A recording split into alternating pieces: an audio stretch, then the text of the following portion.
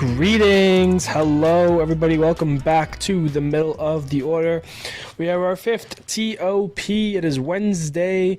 Hope you guys are having a good week, but we're going to keep going with these strong here. Let's dive right on in. Today's episode, today's TOP, your Pittsburgh Pirates.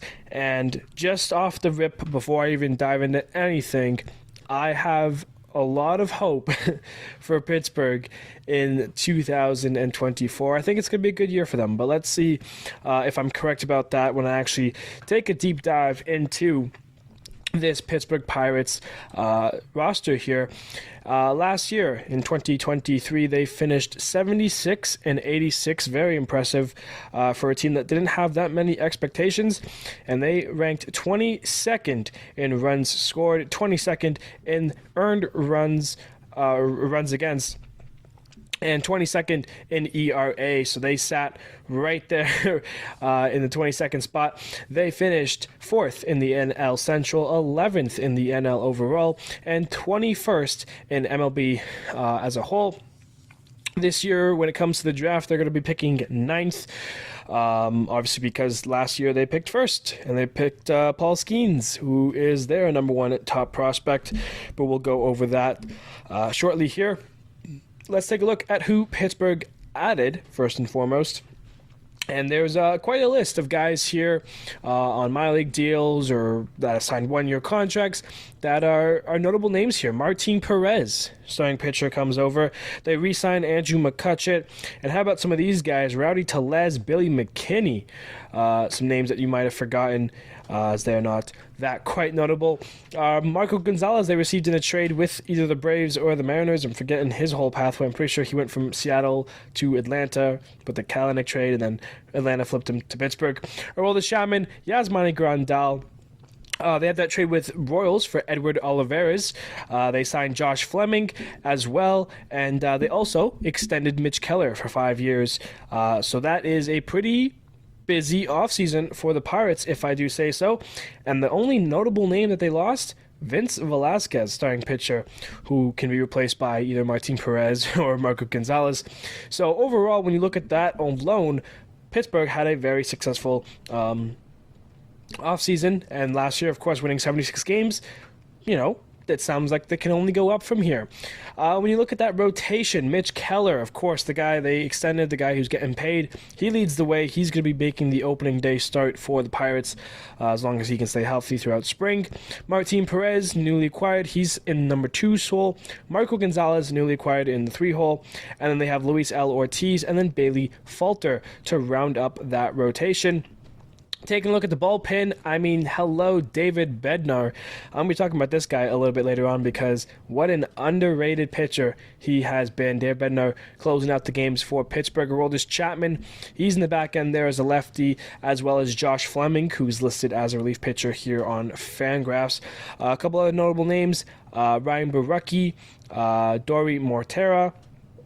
So there is guys here for the Pirates that you know and that you've heard of. It's just a matter of, putting it together again for 162 games. Taking a look at that go-to starting lineup, or at least the projected go-to starting lineup. Batting first, leading things off, another shortstop. It is O'Neal Cruz. This guy, if he can stay healthy, he can put up some crazy numbers, I feel like. Brian Reynolds in left field, batting second. Brian Hayes at third. The soon-to-be 38-year-old Andrew McCutcheon at DH. Jack Sawinski put up a very nice year for the Pirates last year. He's going to be playing center field, batting fifth. Rowdy Tellez, first baseman. Yasmani Grandal, the switch-hitting catcher, batting seventh. Leover Pagora at second base. And then Joshua Palacios in right field, batting ninth. That bench consists of 1-1 Henry Davis, the first overall draft pick in 2021. Connor Joe is there as well. Jay Juan Bay and Edward Olivares, like I mentioned, from that Royals trade. So the Pirates team on paper looks a lot better than previous years. You're starting to get the more notable names, some of those kids, O'Neal Cruz, Jack Sawinski. Brian Hayes has been mentioned for a long time. He was a first-round pick, as well as Yasmani Grandal so many years ago. But yeah, Henry Davis, one of one. He's a catcher essentially. Of course, they signed Yasmani Grandal, give him a little bit more time. And when you look at the prospects that the Pirates have, Paul Skeens, he's in Double-A right now. He's the number one overall Pittsburgh Pirate prospect, 6th in MLB. He was the first round pick last year. He's expected to come up at some point this year, perhaps, and make a big impact if Pittsburgh is, playing really well. They also have guys there, T-Mar Johnson, who is a little bit more on the younger side. He's going to be around for a little bit in the minors before getting that chance. And then Quinn Priester as well. I hope I'm pronouncing these names right. But they have some other guys there who could do it, but those are the 3 that are in MLB's top 100 prospects, so the ones to most note. Also should mention some of the injuries that the Pirates are going to be bringing their way into 2024 with.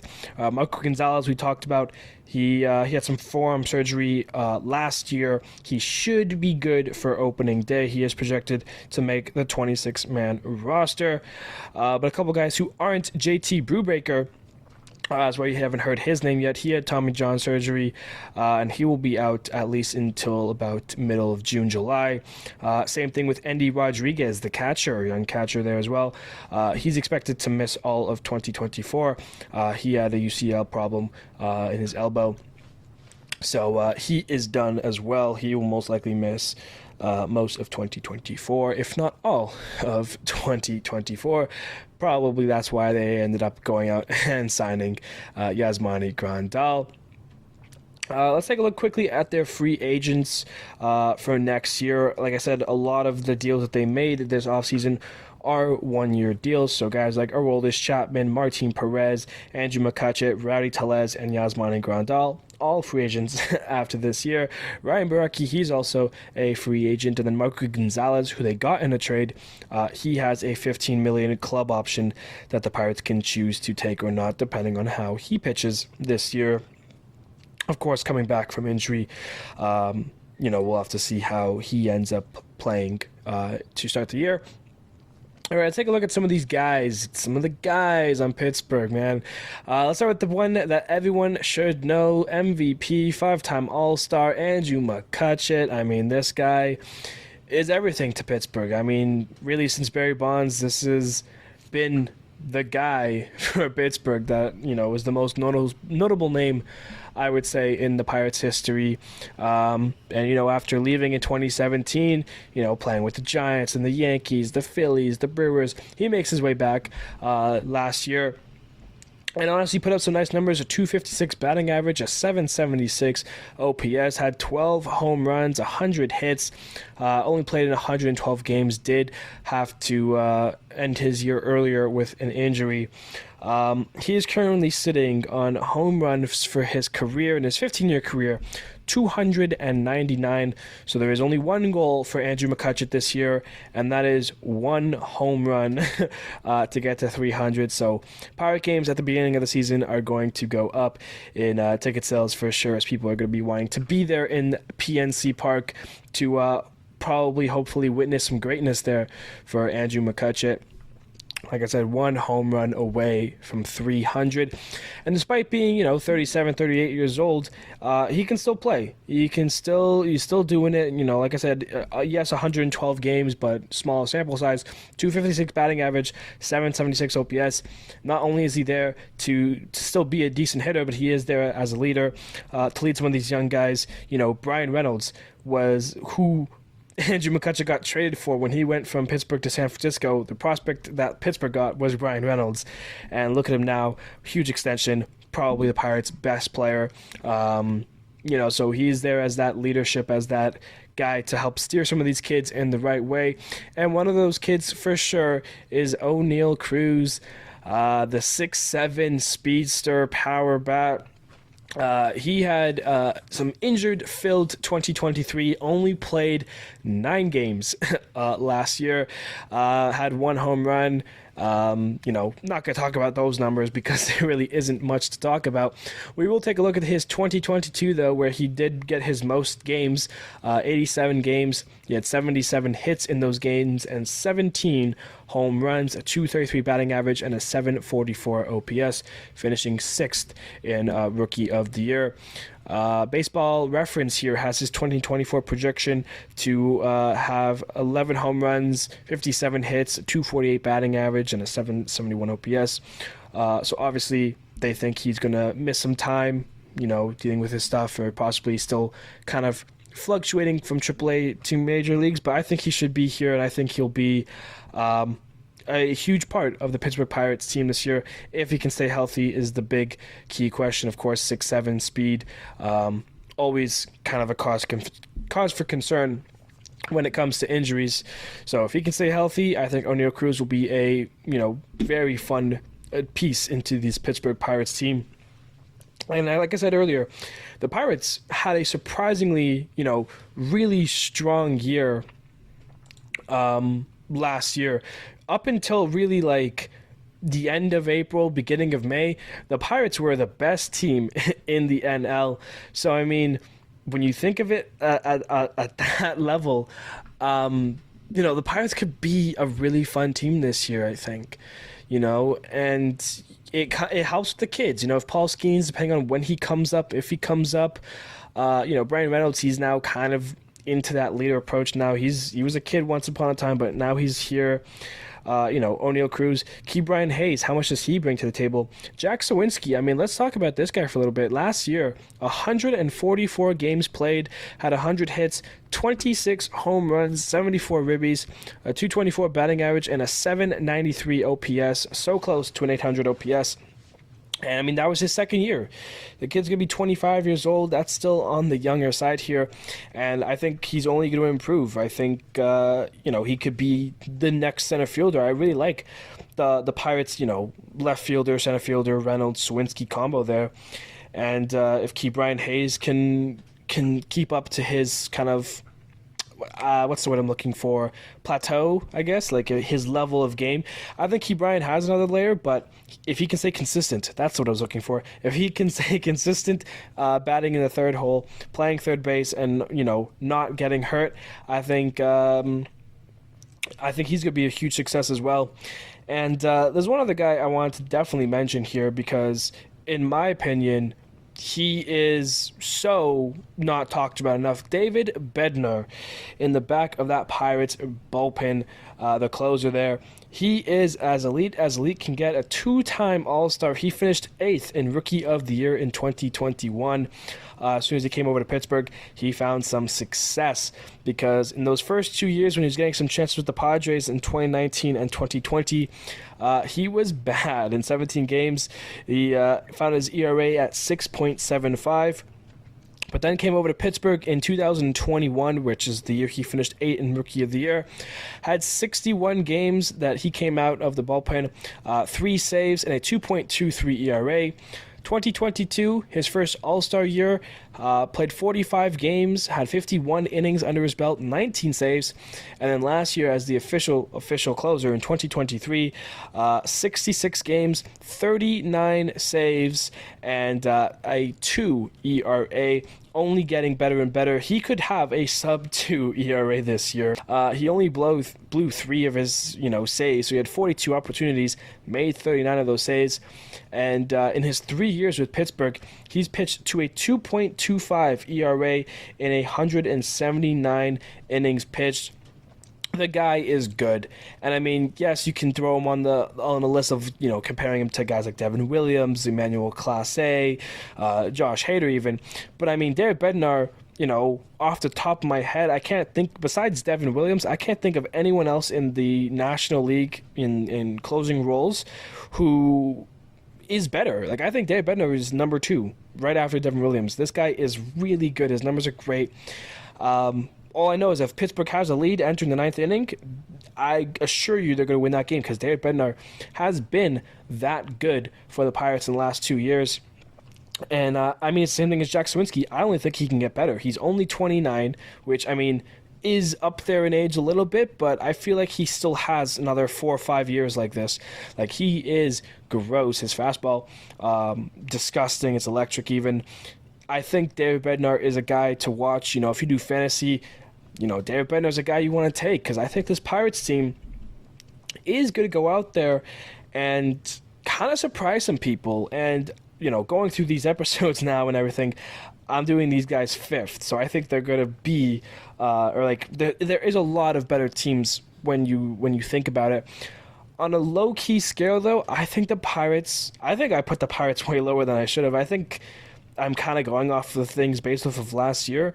Looking at this team, looking at how they did last year, the improvements that they've made this year, they dealt with a lot of injuries last year, which is why that drop off from April to May. I mean, all those injuries really started coming May onward.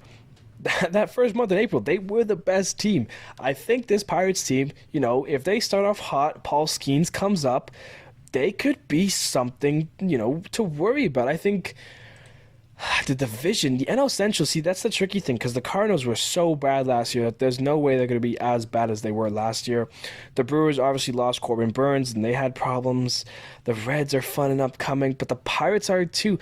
I low-key think that the Pirates can make a run for the division. If things are all going right for the Pirates, and Skeens comes up and he pitches well, and McCutcheon's doing his thing, and Reynolds is going off, and I don't know. The only thing that I will say does scare me is the bullpen outside of David Bednar. Aroldis Chapman, if he's not closing games, we saw how he was with Texas last year. When he was a closer, he was awful. But when he was in the 7th, 8th inning, he was still his Aroldis Chapman self. So I think as long as Bednar's closing the games and Chapman's doing the 8th inning, I think they'll be fine. But outside of those two guys, the bullpen does cause a little bit of concerns for me. Baraki and Fleming there, but those are all kind of lefties. The righties, there's not really a righty here that I see that kind of scares me here. The best projected ERA for the righties is Dory Moreta. So, the bullpen is a slight cause for concern, but if the offense is going, guys get called up. I don't know, man. I could be talked my way into a successful Pittsburgh Pirates 2024 here. Taking a look at the over and under here, it's listed at 75.5. So definitely the highest one we've had so far out of the other 4 teams we've done. 75.5 is a lot of games. 76 wins. So basically, can they do exactly what they did last year? Because they finished 76 and 86. So are they going to have just as successful as a year this year as they did last year? When I look at it like that, I want to say yes. But of course, that's because the Cardinals were also really bad. They finished below the Pirates at 71 and 91. It's a tough one here too. I think we're starting to have a little bit tough ones. I mean, I've picked all 4 under so far. I really do like the Pirates team here. That 1 through 4 of Cruz, Reynolds, Hayes, and McCutcheon even.